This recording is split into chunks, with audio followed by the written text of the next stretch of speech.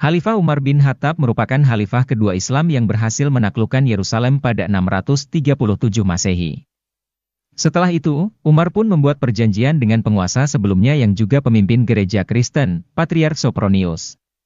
Seperti yang dilakukan terhadap kota-kota lain yang mereka taklukkan, kaum muslimin harus membuat sebuah perjanjian yang merinci hak-hak dan keistimewaan mengenai orang-orang yang ditaklukkan dan kaum muslimin di Yerusalem. Perjanjian ini ditandatangani oleh Umar dan Patriark Sopronius, bersama beberapa jenderal tentara muslim. Seperti dikutip dari Islamicity, berikut bunyi teks perjanjian itu. Dengan menyebut nama Tuhan yang Maha Pengasih lagi Maha Penyayang. Inilah jaminan keselamatan yang diberikan hamba Allah, Umar, Amirul Mukminin, kepada penduduk Yerusalem. Dia telah memberi mereka jaminan keamanan bagi diri mereka sendiri atas harta benda mereka, gereja-gereja mereka, salib-salib mereka, orang-orang yang sakit dan sehat di kota itu dan untuk semua ritual yang merupakan bagian dari agama mereka. Gereja-gereja mereka tidak akan dihuni oleh umat Islam dan tidak akan dihancurkan. Baik mereka, tanah tempat mereka berdiri, salib mereka, maupun harta benda mereka tidak akan dirusak. Mereka tidak akan dipaksa pindah agama.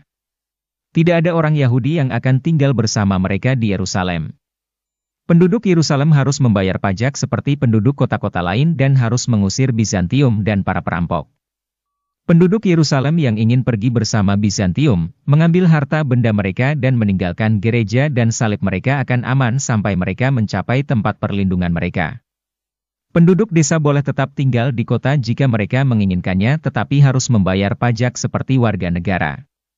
Mereka yang berkeinginan boleh pergi bersama Bizantium dan mereka yang berkeinginan boleh kembali ke keluarganya. Tidak ada yang boleh diambil dari mereka sebelum panennya dituai.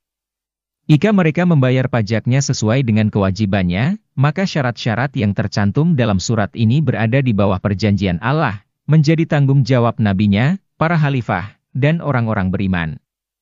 Isi surat perjanjian Umar tersebut dikutip dalam The Great Arab Conquest, dari Tarikh at-Tabari. Pada saat itu, perjanjian ini merupakan salah satu perjanjian paling progresif dalam sejarah. Sebagai perbandingan, hanya 23 tahun sebelumnya ketika Yerusalem ditaklukkan oleh Persia dari Bizantium, sebuah pembantaian besar-besaran diperintahkan. Pembantaian lain terjadi ketika Yerusalem ditaklukkan oleh tentara salib dari kaum muslim pada 1099. Perjanjian Umar memberikan kebebasan beragama bagi umat Kristen di Yerusalem, seperti yang ditentukan dalam Al-Quran dan perkataan Muhammad Shallallahu Alaihi Wasallam.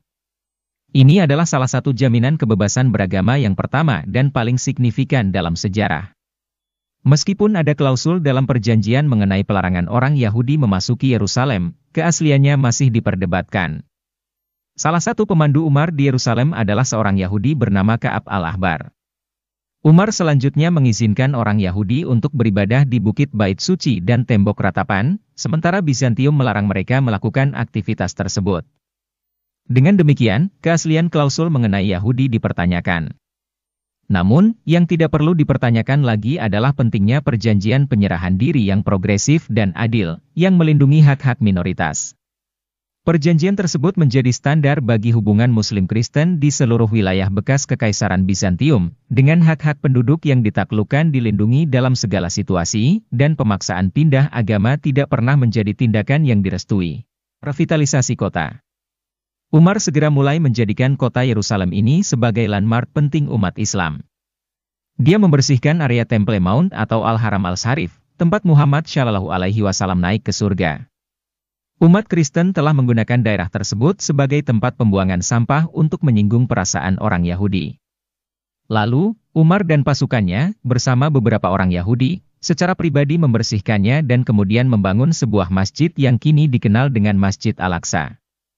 Sepanjang sisa masa kekhalifahan Umar dan hingga masa pemerintahan Kekaisaran Bani Umayyah atas kota tersebut, Yerusalem menjadi pusat utama ziarah keagamaan dan perdagangan.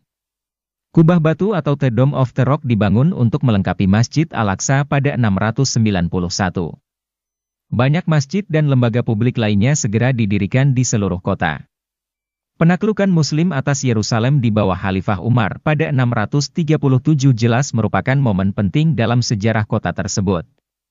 Selama 462 tahun berikutnya, wilayah ini akan diperintah oleh umat Islam, dan kebebasan beragama bagi kelompok minoritas dilindungi berdasarkan perjanjian Umar. Bahkan saat ini, ketika pertikaian mengenai status kota tersebut di masa depan masih terus berlanjut, banyak warga Muslim, Kristen, dan Yahudi yang bersikeras bahwa perjanjian tersebut tetap memiliki kedudukan hukum dan berharap perjanjian tersebut dapat membantu menyelesaikan permasalahan Yerusalem saat ini.